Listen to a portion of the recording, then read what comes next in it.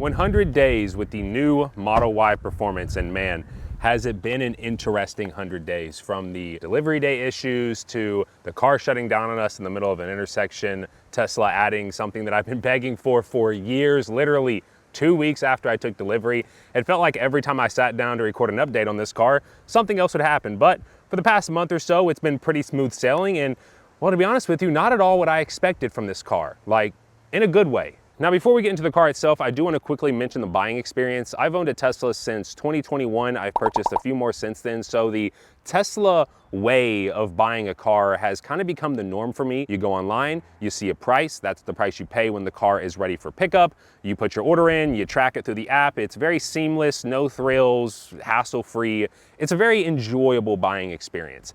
I have found a replacement for my Model 3 Performance. It's not a Tesla, it's not an EV, so I'm back to that legacy dealership buying model. That's tons of phone calls, back and forth with people, dealing with the dealer markups. Literally dealt with a $15,000 dealer markup, and they didn't even try to disguise it as no, they just straight up said dealer markup on it. I was able to secure an allocation at sticker, so it's not like all the dealerships are bad apples, but all it takes is a few to ruin the reputation of it. And the past 2 or 3 weeks now that I've been kind of going through the ordering process has just reminded me how much I love Tesla's buying process. So first up, the spec, obviously Model Y Performance, and because of that, that means you can change all of about 2 things when you order one of these new: the exterior color and the interior color. The forged wheels, carbon fiber interior trim, tow hook, all that comes standard on these cars. I opted for ultra red here on the outside with white interior. My paint does look a little bit different than if you ordered ultra red, just because I have Drive Protected's DIY matte PPF on top of it.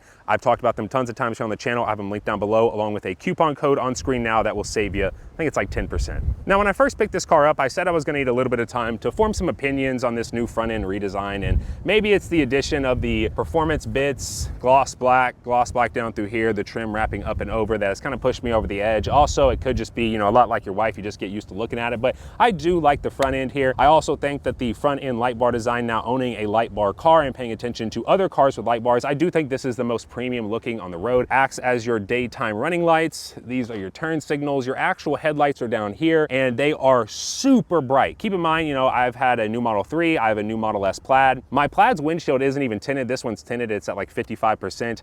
And these lights are just so bright. They're just so bright. They also have the matrix technology in them. Essentially, it keeps your brights on almost all the time, and then whenever a car that you would need to turn your brights off for comes, you know, close to you, it just turns off the pixels that are pointed at that car. If you've never experienced it, it's actually kind of crazy to experience the first time. You also have a front bumper camera right here with a washer. Now, this is not performance specific, but it is something I wanted to mention. Some people say, oh, you know, just look in front of you, and while that's totally valid, anytime that I'm at a point to where I think I would put it in park, I check the front camera, and I still got like 2 or 3 inches. And hey, 2 or 3 inches is a lot. I really like it. I don't think I can go back to a car without one. Now, while this is my 5th Tesla, this is the first one that I've genuinely used the front trunk. I think it's just the depth. It's just a lot deeper than all my 3s, my S. So when I come out with, you know, grocery bags, I can just sit them in there. I don't gotta fold them or lay them over weirdly. I really do like this front trunk. The only thing I don't like, and I think this is a Model Y Performance only thing, is that they removed the light. So there's just no light anymore. I've taken all this apart, and there's also like no connector from this part right here where the tow hook is. The only thing they need to do now is add a power front trunk retrofit and make it to where you can open it by not having to pull out your phone, maybe like a hand motion or something the camera sees. That'd be really nice. Swinging around here to the side where we can take a look at those forged wheels I mentioned. These are the Arachnid 2.0s, 21s front and rear, though the rears are on 275s where the fronts are on 255, so it does come on a staggered setup.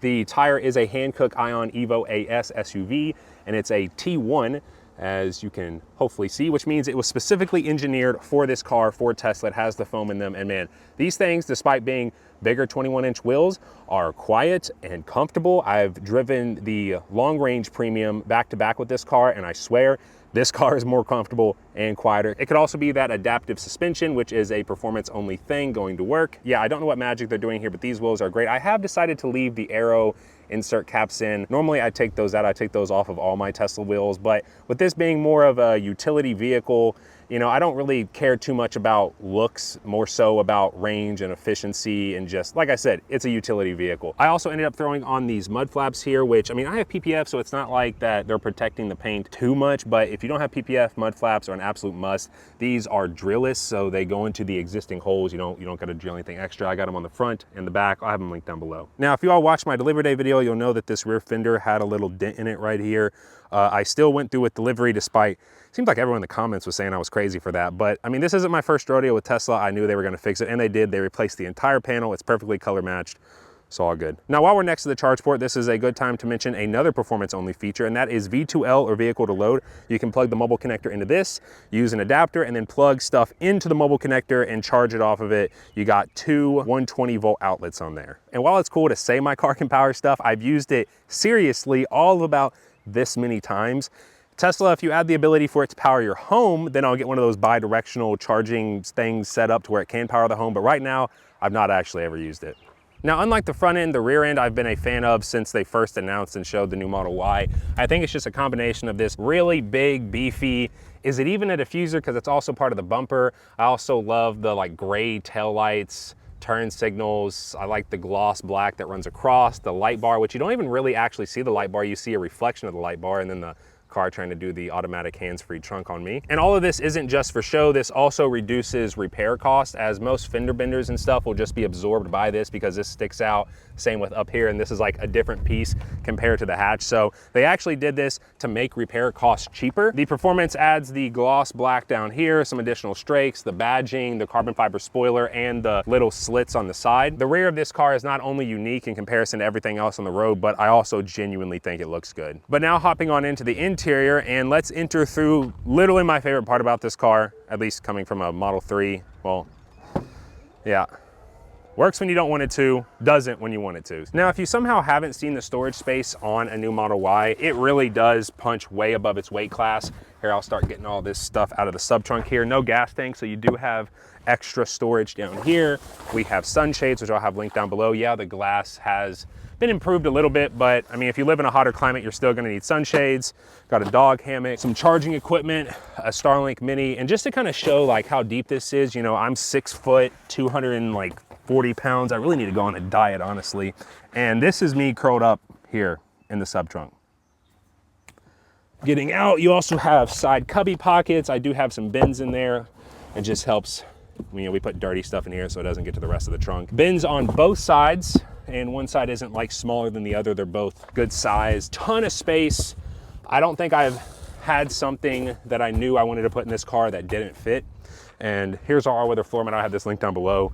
It's a perfect fit, has a cutout here, Velcro on the back, but it doesn't like fray your carpet. And that thing I ended up taking out of the trunk and tossing to the side was privacy cover so people can't see underneath, but it also helps with acoustics inside the cabin. You also have the ability to drop the seats here from the rear, and they are fully motorized.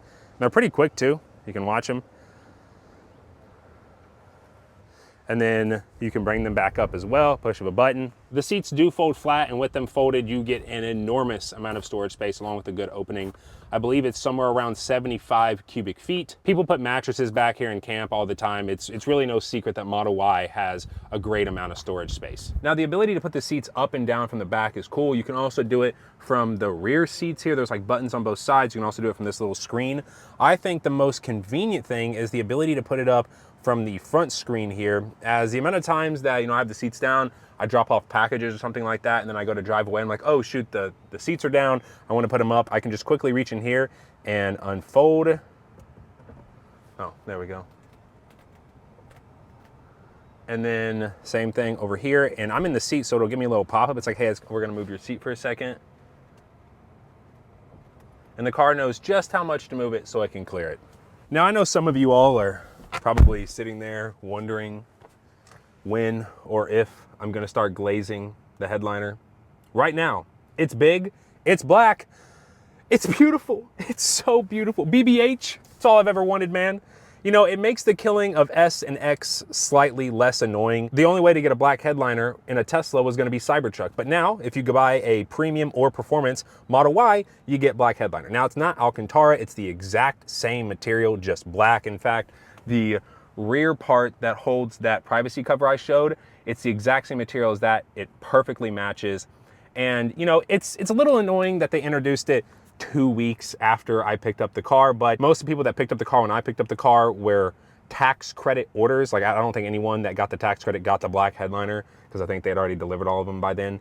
So, you know, even with paying the, and I'll have the full price on screen now, it was around $2,000 to be able to get all the parts and then DIY retrofit it myself. I still ended up saving money on the car with the tax credit, so that kind of helped out the decision to buy the retrofit. I also did have Tesla credits. I had like 1,300, so in reality I only paid like 700. If I was to redo it, I would just have my Tesla Center install it, and I would recommend you do the same. They'll charge you anywhere between like $500 to $600 in labor. Is $2,500 worth it to swap out the interior headliner color? I mean, if you got $2,500 or you got some Tesla credits and you're wondering what to spend them on, I think it's been 100% worth it. Like, this makes the car feel, and I'm not even joking, so much more premium. I have been driving this car twice as much since getting the black headliner. I mean, it's so nice, so nice. Another reason that I really like the black headliner is that it just doesn't show dirt as easily. The amount of Model Ys I've seen with like a bunch of handprints back here, or even the C-pillars with like kids and stuff, where you have dogs and whatever it is, like the second you would get dirt on that light gray headliner, it was almost impossible to clean, and here you don't have that problem. Hopping on into the rear, where despite this being a performance, you do just have the regular Model Y rear seats. I do wish they would have added like the black piping just to match the front. You know, I don't want any bolstering or anything, but you know, just changing it up a little bit just to match the front would have been nice. They are perforated, but not ventilated. They are, however, heated, which you can adjust right here. You can also adjust it from the front. However, anytime I've ever offered somebody to, you know, turn on their heated seat back here, they always say no. And I think it's just because the preconditioning in the app is so good and it works so fast that you never really get in the car and you're like freezing, like, oh my God, turn the heat up, or you get in the car and you're like really hot, like, oh my God, turn the air on, just because the preconditioning works so well. You can extend this part up here to act as a headrest. You can pull this part down to act as an armrest along with cup holders. I'm behind my own driving position, and as the seats are on like platforms, there's enough room to slide your feet up and under. This right here is typically how I would sit, just relaxing. Plenty of headroom, and there's even this little cutout right here for your head to be able to sit back in, because if you go in here, you can actually lean this back a little bit. That's about as far as it can go. So you can relax a little bit back. So it's nice that that cutout's there.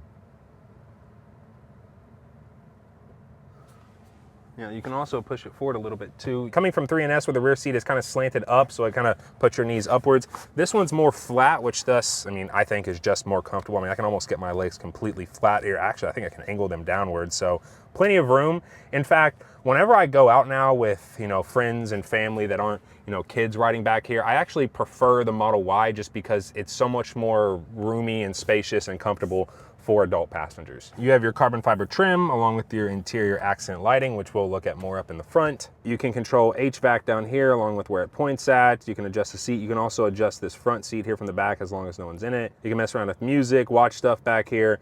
If you've watched anything on new Model Y, you know everything this screen can do. In the front, you do have, they're not bucket seats, they're just, you know, like a sports seat. There is some bolstering here on the butt pan and on the back. You have your badging here, black piping, black stitching. They are perforated, and unlike the back where the perforation is kind of just for looks, these are actually ventilated and heated. You can adjust all of it here on the screen. Another thing is going to be, and this is a performance only, the thigh extension, which some people say they can't feel. Maybe you're too tall, but for me, I can feel it. Passenger seat, you can kind of adjust yourself to take advantage of it. Driver's seat, you know, you kind of have your driving position, and if it works for you, it works for you. For me, it does work, especially when I throw the thing on FSD and I kind of slide my seat back a little bit and I slide my foot up. That's when I can really feel it kick in. You do have lumbar support as well over here. So yeah, I really like these seats. And I've talked about this a few times now, but if you've sat in the Model 3 Performance sport seats and you thought maybe they were a little too uncomfortable compared to the normal ones, so you're a little bit hesitant on getting a Performance, go and sit in one of these, because the bolstering, while it looks the same, is not as aggressive. I mean, these feel almost like the normal seats. It's just, I think they look a lot cooler. As for the steering wheel, I think it's a good size, feels good in the hands. Ladies, you know the procedures. You got your horn in the center.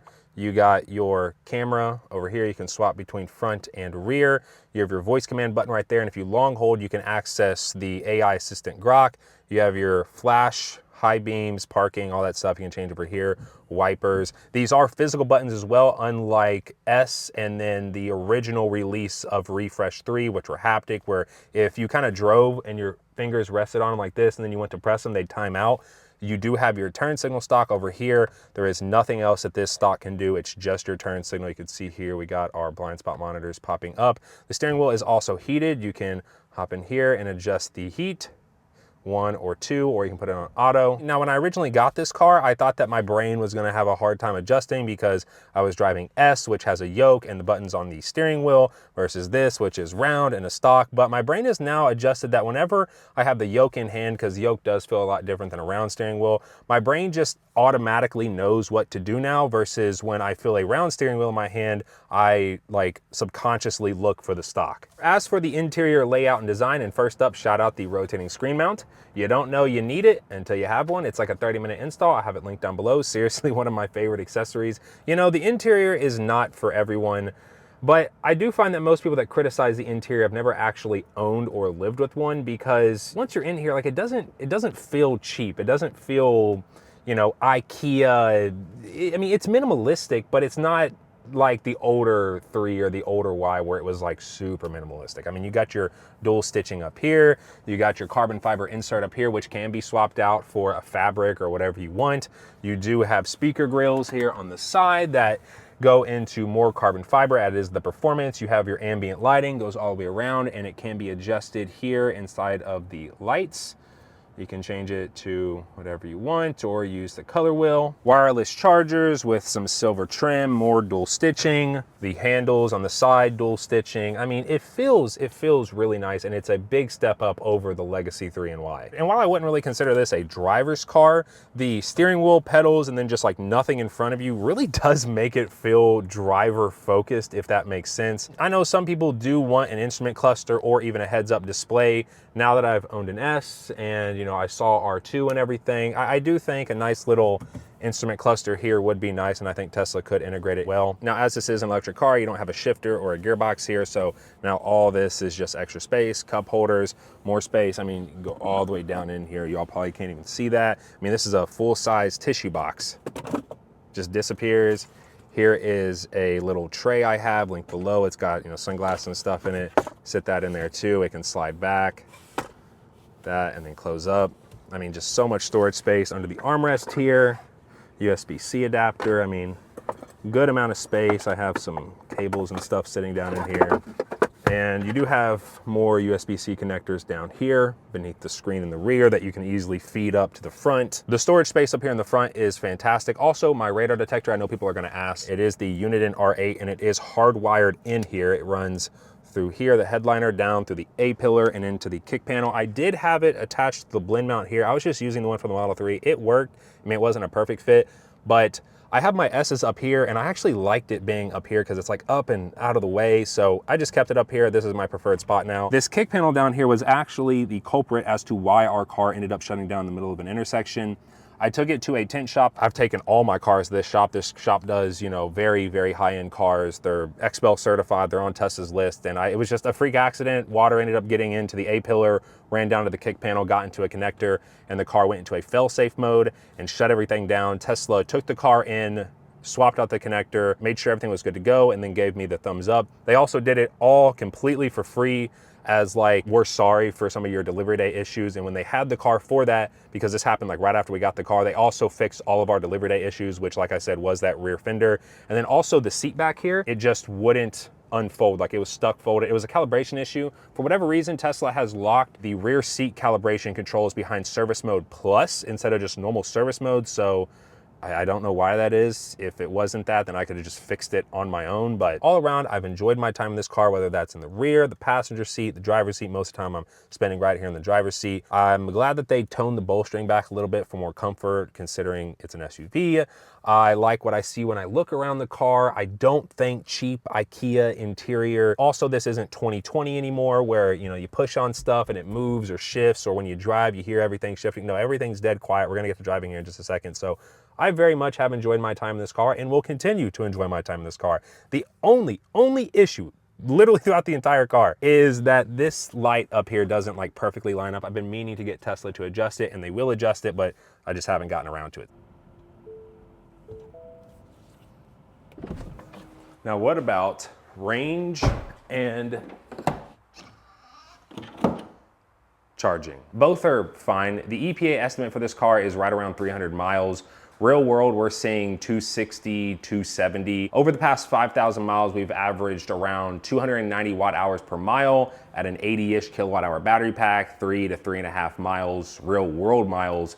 That does line us up with, 250, 260. Well, actually, the supercharging right now is pretty bad. If you don't know, this car uses the new Kansas cells. Anytime Tesla introduces new cells, they tend to derate or limit the charging speed, charging curve. We saw the exact same thing with Cybertruck. Over time, they pushed out software updates that improved the supercharging. I expect we'll see the same thing with this car, but as of right now, the max I've seen this thing hit is like 230, and that's pulling in at sub 5%, fully preconditioned. And before you're even at 20 or 30%, you're already at like 150. So yeah, the supercharging is pretty bad. But even if it could hit 250, that's kind of the standard in 2026. It's not really pushing the envelope. Some people will tell you that it's like abysmal and is a joke, and this, I still think it's completely adequate. I mean, I drove across the country with a max charging speed of 250. I never really ran into any issues. I'm also just really jaded to the whole range charging and supercharging because I have home charging, wall connector. At my office, I have another charger. So everywhere I'm at, I can just be charging. I don't really ever think about it. I know that everything I need to do is within 100 to 150 miles of each other. And that's like worst case scenario. For the first year to 2 years that I owned an electric car, I always thought about my battery percentage, the charging, like it was always on my mind, because it's so new. You go from driving gas for, all these years and switching. It's something that's new. A lot of people think that the EV itself is the cheat code. It's not. It's the EV in addition to the home charger. I've said numerous times that I would not own an electric car if I did not have home charging. And, I still stand by that. I know some people get a little upset when I say that. I have been meaning to make a video where I attempt to live without home charging, solely relying on supercharging. So if you're interested in that, get subscribed. Because I will be doing it. I've been dreading it, but I am going to do it. But yeah, the range and charging for me, where 99.9999% of my charging is done at home, is completely fine. If you've watched anything on my Model 3 or my Model S, the range is pretty much the same. All those cars kind of get around the same amount of range. Now, as for software, this is where Tesla shines. They are second to no one. I love how people try to give Tesla crap for build quality, this and that, but then give legacy automotive manufacturers a break on their terrible software, even though recent surveys show that 1 in 3 people will not buy a car if it does not have Apple CarPlay, which should just be renamed to 1 in 3 people will not buy a car if it has bad software, because that's all Apple CarPlay is. It just disguises bad software. So software is very much a real buying point here in 2026, and no one does it like Tesla. And I don't even mean just like the normal in-car software. I also mean the app. The app is an extension of the car, and both are just so good. They're fluid, they're responsive,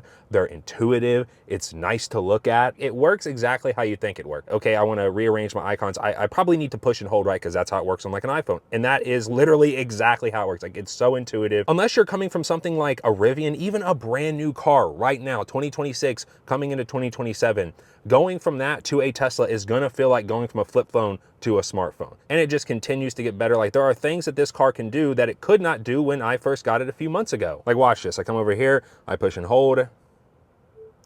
I need to go to the nearest Charles Schwab bank, and then I would like to get some Subway, so then navigate to the nearest Subway around there. And then after that, I wanna go to the movie theaters over at Regal. Navigating to Charles Schwab in Lexington first, about 16 miles away. Actually, it looks like you got the theater wrong. I don't want to go to Georgetown Cinema. I want to go to Regal. Route updated, then Subway, and Regal Hamburg Pavilion in Lexington. Apparently, we should see within the next year or so Apple CarPlay come to Teslas. From my understanding, it's just because, like I already mentioned, the amount of people that will not buy a car without Apple CarPlay because they've never experienced good native software. I am curious to see how many people switch, use Apple CarPlay at first, and then stop using it and just start using the inbuilt software. I actually probably will use Apple CarPlay for long road trips just for Waze, unless Tesla, if you're watching this, if you want to add Waze as a native app, then I'll never use Apple CarPlay. Now, of course, we can't talk software without talking about the self-driving. We're on 14.2.2.5. Now, this car is full self-driving computer 4. However, as you all know, this actually had the 4.5 label. Take that for what you will. Also, Tesla, here's my VIN in case you want to give me the early access invite. That'd be great. I don't have it, probably because of my 12% usage over the last 4,500 miles. But hey, it's driven almost 600 miles by itself. I just like driving, so I drive. But the self-driving is really nice, and it is just like the software, second to none. Like, no one else even holds a candle. Anyone that tries to tell you that is either politically or financially motivated. Tesla is so far ahead of the game that it's not even funny. Now, I'm currently in the parking lot of a park, and I'm just gonna let it figure it out. So I have our destination in, I'm gonna hit start self-driving, and you can actually change what you want it to do, like where you want it to park at. So I'm just gonna have it park. If there is a charger, I can park at the charger, but if not, that's fine. You can adjust your speed profile, and we're just kind of off. But now, how does it drive and the performance? She moves. Now, this car does have the adaptive suspension, so you can go between standard and sport. Sport just kind of tightens everything up. You get a little bit less body roll. The suspension's just a little bit tighter, right? It's still not a Model 3 performance or a dedicated driver's car, but for what it is, it feels nice, especially in comparison to gas cars, which, you know, have the engine up front. You get a lot more body roll with this. EV battery down low, nice and planted. It feels good for what it is. We're also in a staggered setup, so there is a little bit of rear bias, you know, especially if you put your foot down coming out of these corners. So you get up here doing about 70. I mean, wind noise is good. I've measured it a few different times now, and it always comes back in the low 60s. You know, previous Model Y was 65, 66. This car reads, 62, 63. It's very comparable to my Model S, which, of course, Model S is gone now. Model S and X are both gone now, but, you know, those were the more premium options with the better materials, better sound insulation, and they also had the active noise cancellation in the seats. And I mean, this is very, very comparable. I think the only thing about the driving that I'm not the biggest fan of is the brake. It doesn't feel real. It's very touchy. It is a brake-by-wire system, so like technically it's not real. It's kind of like a steer-by-wire. I also love the like automatic gear shifting. So right here I'm backing up. It knows when I go into drive, so it says foot on brake. Turn the wheel, and now we are in drive. I don't gotta mess with the gear selector. That's why I've never complained about not having the gear selector. It is nice to have the turn signal stock back, but the gear selector is always, again, whatever. But yeah, some electric cars will let you coast like Porsche, and then, you know, that's how they try to get you to go as far as possible. Others are, you know, more focused on regen like Tesla. Tesla used to let you adjust regen, but it actually did affect your efficiency and everything just because it wasn't putting as much energy back into the battery. But the brake-by-wire system, it can like manipulate that to still get maximum regen into the battery while not having like as hard of a stopping sensation. Blast off here. Yeah, 3.3 seconds 0 to 60, which, you know, Tesla is one of those car brands that has fantastic traction control, can really put down power. So like these, like the numbers they state, like you can genuinely get them on the street. I've gotten like a 3.4, 3.5, which is right in line with the whole rollout. That's typically about 0.2 seconds. This uses the exact same setup as the Model 3 performance, so it's not really surprising that we're seeing the exact same increase over the previous generation performance, going from a 3.5 to a 3.3. And then same thing with the up top speed, the 60 to 130 gets around the same improvement as the Model 3 performance did. This thing will run mid-11s in the quarter mile. There's not too much to say in terms of performance. Like I said, there's no track mode, so it's not like, you know, when you go out there and test it out, see when it starts overheating. By the way, the sound system is fantastic. Tesla's sound systems have always been top-notch, literally top-notch, and it's all done in-house. Yeah, the drive is excellent. Accelerator feels nice. Low-end calibration, no one does it like Tesla. Very smooth. Just everything about it is my exit right here. Everything about it is just, it's smooth. It's smooth. Like that's the best word that you can use to describe a Tesla. Smooth. It's smooth. I about just ran into that guardrail, but I bet that would have been smooth too. But to sum up my 100 days, it's been great. Not at all what I was expecting. I was expecting to come into this car and it just be a bigger, bulkier, more cumbersome, less fun to drive Model 3, and that's not at all how I see it. I see it as a more storage space, more convenient with the rear powered seats. If I'm going out with friends, you know, in my Model 3, I'd take maybe 1-2 people max, but in this car, I don't have a problem fully loading it up, person here, 2 to 3 people back there. I mean, with 3 adults, yeah, you'll still be kind of smushed in, but you got plenty of headroom. The seats aren't at like an angle, they're more so flat. So it's more comfortable. Yes, it is slower than the Model 3, but actually when you stop and you look at gas counterparts to the 3 that can keep up, there's more of those than equivalent gas counterparts that can keep up to a, you know, crossover SUV like the Model Y. So it actually makes the Model Y feel like even quicker. No, it's not as fun on a back road, and you know, there's no track mode. So if they do add track mode, I would love to take it to the track. I really like this car, and I was not expecting to like this car. You know, I think there's a reason that this car trades blows with a car that is like 10K cheaper for the best selling car in the world. And keep in mind, like, it overtook the RAV4 back before there was the standard models that were cheaper, back before the refresh was a thing. And this car, I feel like, just really takes it to the next level. Like, this is now my de facto EV recommendation. Is, well, not the performance, but a Model Y in general. Thank you all so much for watching. All the accessories and stuff that I showed throughout this video will be linked down below. If there's anything specific you want to see me do with the car, let me know down in the comments. And yeah, I'll see you all in the next one. I'm still just so bricked up looking at this headliner. God damn.